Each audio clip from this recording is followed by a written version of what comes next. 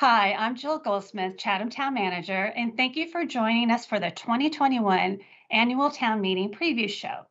We will review each article in detail and note recommendations from town boards and committees to help you make informed decisions at the annual town meeting on Saturday, June 12th.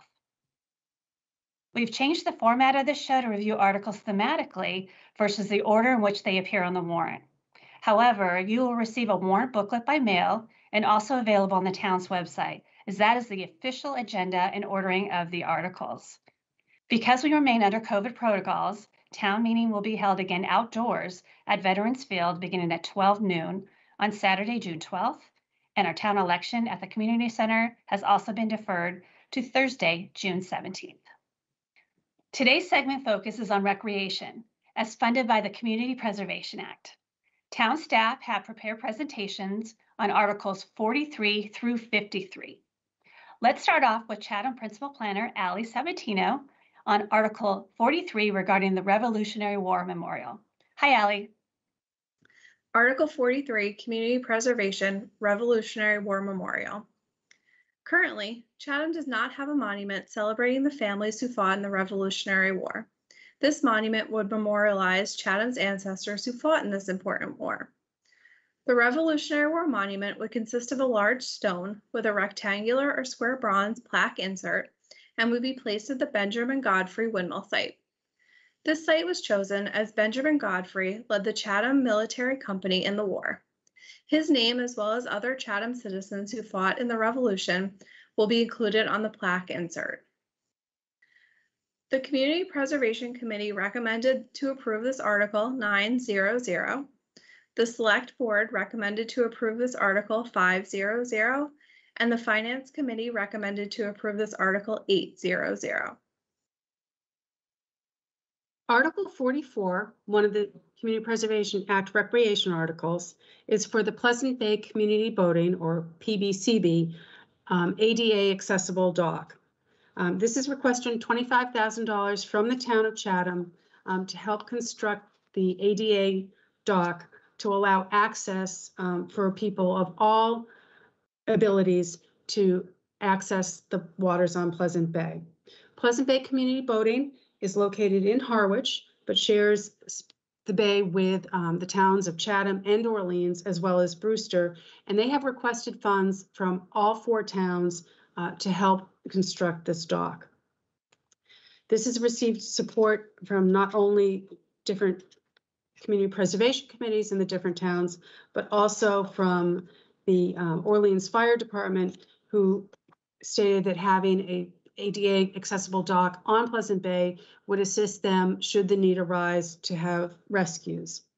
Again, Pleasant Bay Community Boating provides sailing and water opportunities to people of all abilities and all ages, and is a nonprofit organization.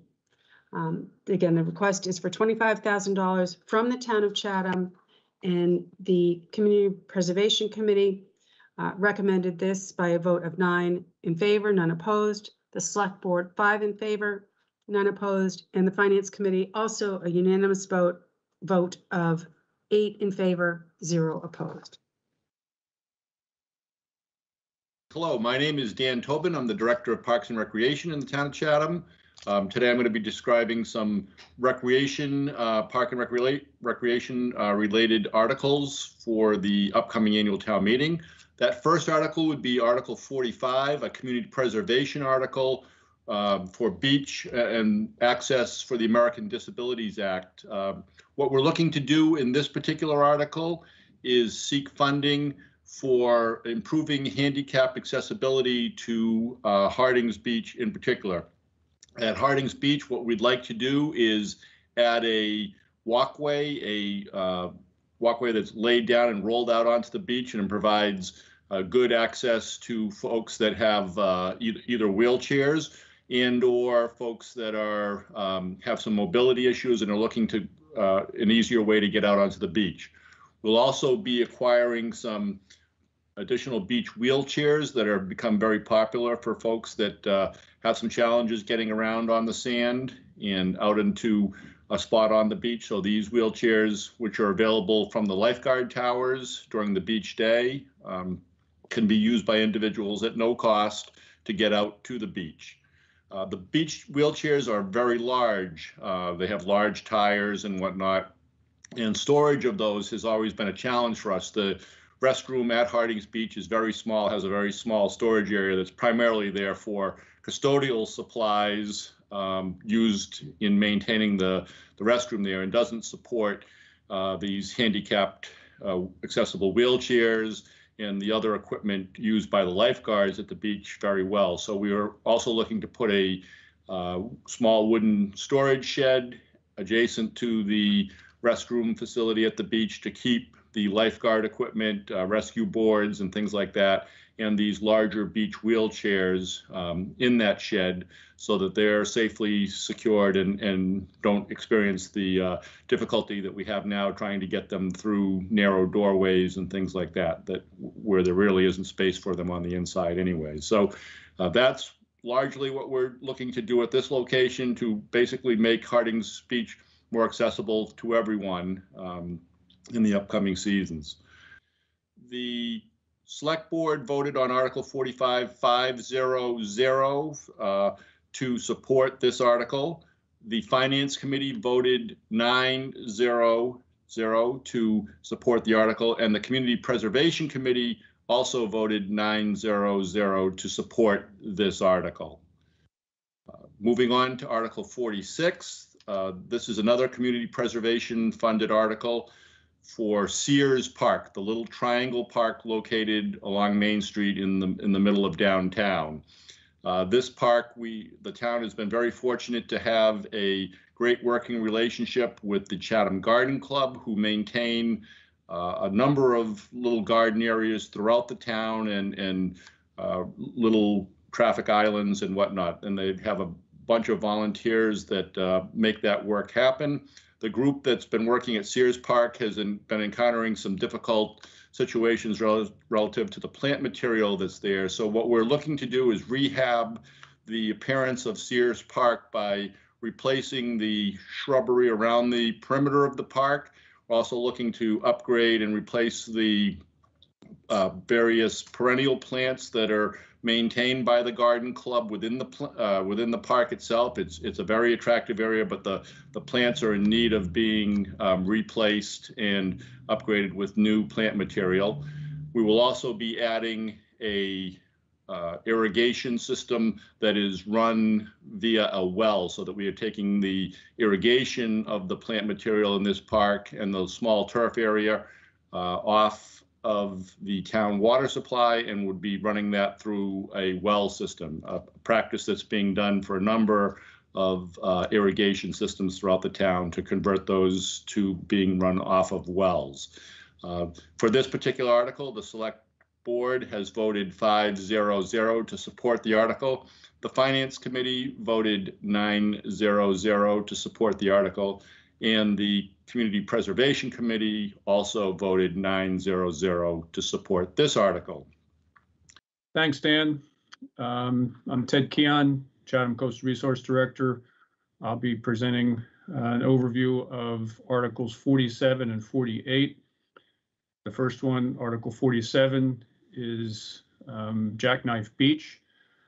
This proposed article is for funding $50,000 to address the overall planning of management alternatives, erosion control for Jackknife Beach.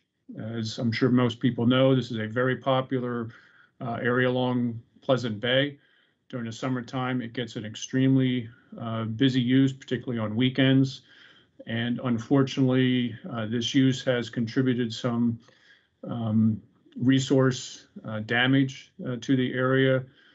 We have a separate study being funded through a coastal zone management grant funded to the Pleasant Bay Alliance. They are looking at alternatives to address impacts to the marsh, fringing marsh along Muddy Creek, as well as the roadway where people park their vehicles. The master plan that we're seeking funding through CPC is to sort of look more at the upland use, the parking area, the roadway, where vehicles do park, and then the dune area, dinghy storage, how public utilizes the area and accesses the beach. So the two efforts will complement each other quite well and hopefully result in some, very positive management recommendations on how to maintain and preserve this area as best we can. The selectmen voted 5-0-0. The Finance Committee for Jackknife voted 6-3-0.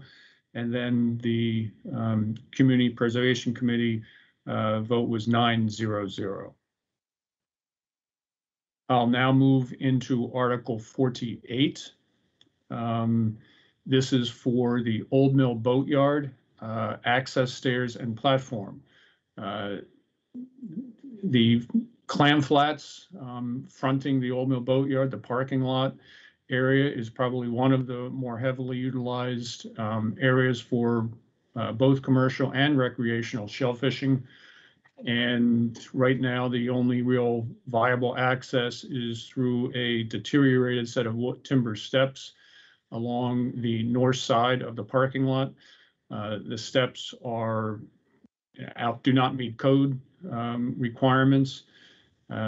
So what we have proposed is a $45,000 article through the CPC again to fund reconstruction of that stair system. This will require some engineering design for the work, as well as some permitting for installation and then construction. Again, this would be a relatively straightforward reconstruction with better materials and ideally a slightly better design than what is out there now to assist individuals seeking access to the shore. The votes for Article 48, the Old Mill Boatyard access stairs, the selectmen was 5-0-0. The Finance Committee was 8-0-1, and the Community Preservation Committee was 9-0-0. So with that, I'll turn it back over to Alex Halela. Thank you very much. Continuing on with the community preservation articles, Article 49 is requesting $2,400 for the Old Colony Rail Trail milestone markers. These would be 2 markers placed along the Old Colony Rail Trail, which will give you the mile point, the midpoint, 4-mile point of the Old Colony Rail Trail in Chatham. And these are these sorts of markers are also in other towns, so this would be consistent with other towns, helping to provide cyclists and walkers using the trail to know how far they are from the center of different towns. The Community Preservation Committee voted to recommend Article 49 by a vote of 9-0. The Select Board also approved unanimously 5-0, as did the Finance Committee by a vote of 9 in favor, none opposed. Article 50 of the Community Preservation is also for a request by the Bikeways Committee, and that is requesting crossing lights at the Old Colony Rail Trail at the intersection of Old Queen Anne, Stepping Stones, and Wilford Roads. As you might be aware, this is a very busy intersection, and the design is kind of not perpendicular, so there's a lot of different things going on. The rail trail crossing lights are similar to the ones that were installed on Route 137, and the DPW would be looking at the configuration of the entire crossing with a recommendation to the Select Board if any changes are made. So there were some concerns about how that would work, but again, the idea is to improve the safety of the road for both the pedestrians, the bicyclists, as well as the motorists. And that is Article 50 for the Old Colony Rail Trail crossing lights, which received unanimous approval by the Community Preservation Committee, the Finance Committee, and the Select Board voted 4 in favor and 1 abstention. The final article for the Old Colony Rail Trail submitted by the Bikeways Committee is for Article 51 under the Community Preservation Act for $25,000, which would be to conduct studies regarding the configuration of the Old Colony Rail Trail in the area of George Ryder Road as well as Route 28. Again, this is just a feasibility study to see the best course of action to move forward, whether a share the road layout, which is the current layout on George Ryder Road to Route 28 versus an alternate route. By moving forward and combining these two studies for the two locations, there's a savings of $5,000. But again, no construction will be made at this time. It's just a feasibility study on what is the best way to move forward in regards to safety for both pedestrians, bicyclists, as well as motorists along these two roads. The Community Preservation Committee voted to recommend this 9-0. The Select Board voted in favor 5-0. And the Finance Committee voted 3 in favor and 6 opposed for this article. The next two Community Preservation Act articles will be discussed by Dan Tobin in regards to the golf course. Dan? Article 52, again, another community preservation funded article. There is an effort to try to control invasive plants, which are taking over particularly the perimeter areas of the park, of the golf course. This particular location that is sought is in the vicinity of the 4th tees and 4th fairways along the course, where there's a particularly large amount of invasive plants that are climbing in and killing other native vegetation in and around the golf course. Both trees and shrubs that have been there now are being overtaken by a large amount of invasive materials. So the town would contract with a private company to manage and remove these invasive materials and take them out. Would also look to put some native materials back in some areas that have been devastated to this point by the invasive plants. The Select Board was a 5-0-0 vote. The Finance Committee voted 6 in favor, 3 opposed, and 0 for the abstaining. And then the Community Preservation Commission voted 8 in support and 1 against for this particular article at the golf course. And the final article that I'll be discussing will be Article 53, again related to the Chatham Seaside Links golf course. This is for the, again, community preservation funded, and would be for the planned expansion and reconstruction of the 7th and 9th tees at the golf course.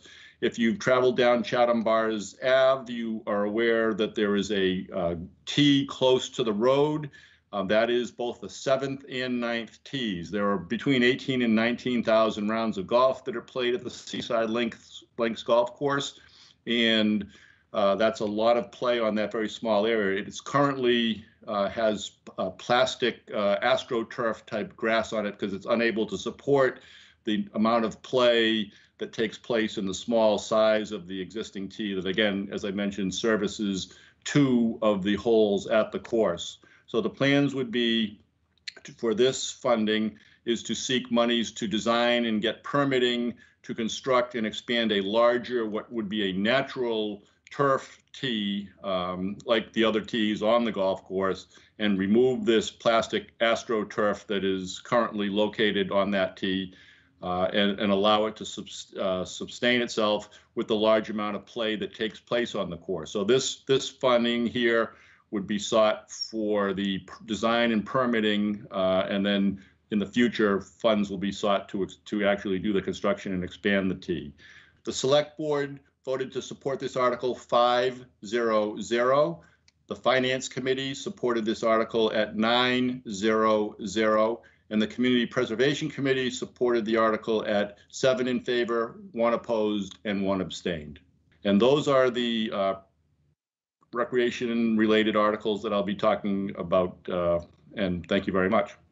Thank you for watching this segment of our 2021 Annual Town Meeting Preview Show.